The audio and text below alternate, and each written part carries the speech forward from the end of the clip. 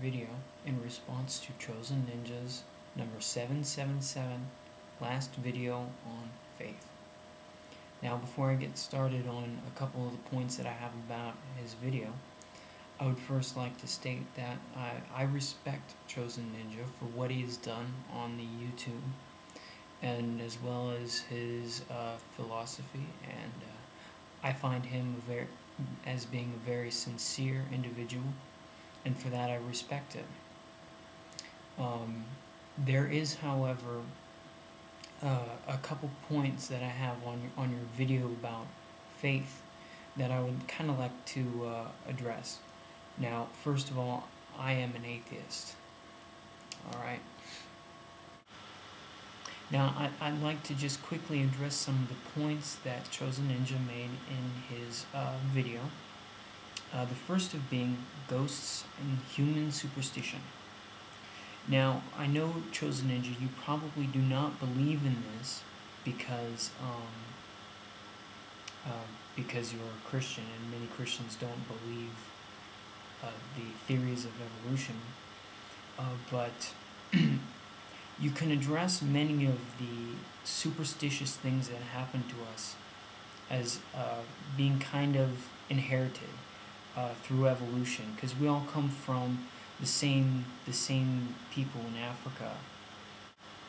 Now, it wasn't all that uncommon in early man's history to believe in visions and spirits and whatnot.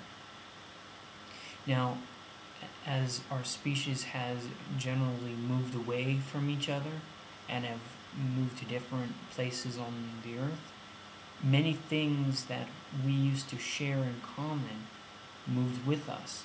So many superstitions that we have stayed with us. For example, the idea of ghosts or spirits, and that kind of ties into early shamanism. Now, your next point has very little validity to it, and that is lack of proof or I should say lack of proof against God. Now, that actually kind of validates my point. The reason I don't believe in God is because there is no proof. Now, if you could come out tomorrow and show me objective proof, not subjective or anecdotal evidence, but actual objective proof, something that we can measure, that would show beyond a shadow of a doubt that God exists, I would convert tomorrow. It's not that I believe that there is no God, it's that I don't see proof to support belief in a God. They're two completely different things. Now, your next point actually kind of proves my point in a way. You said that that if you said that an individual farted in the sky, that nobody would believe you. Well, that's kind of how Christianity and God is. Because, for example, many atheists use the example of the flying spaghetti monster. Just because you can't prove that this flying spaghetti monster doesn't exist, doesn't mean it doesn't exist. You see the point?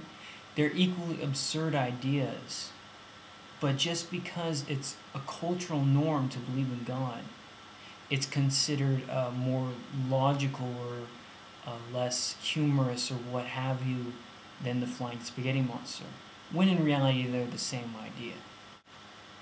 The next point you made was a really good point, that many atheists don't really, and scientists don't really have a good, they don't always agree on it, because, science is constantly progressing, and the only way you progress is through opposing viewpoints. And we haven't actually come to a 100% proof yet. But if you read Stephen Hawking's A Brief History in Time, he concludes that the universe has always existed in some form. The example he gives as kind of a visual model is that unlike the traditional belief that the history of time is like a cone, and it comes down to a single point, which is believed to be creation. But this model doesn't work when it comes down to it. The laws of physics break down and it becomes irrational.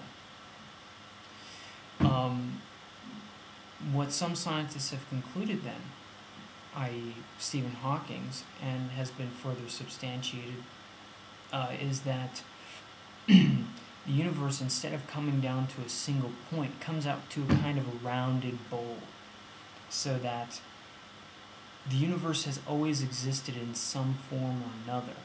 There doesn't necessarily have to be a point of creation. The universe has just always existed. Now, you said in your video that you would rather believe in God and die and be proven wrong than not believe in God, live selfishly, and face God's wrath in the afterlife. Now, the way I feel about this is, why not live for here and now, not for an afterlife? Just because I don't believe in God doesn't mean I live my life selfishly. I'm a moral person because I choose to be moral, not because I believe in God. And because of that, I found I have more appreciation for life. Every breath, to know that when my life ends, it's over. So I should live and really appreciate the time I have now. Because when I die, that's it. What I did in life is all that matters. So that's just kind of my end thought. And like I said, I really respect your videos, and this isn't really meant to be kind of a mean thing. It's just me expressing my opinions coming from the atheist point of view. Kind of get more interesting conversation and dialogue going.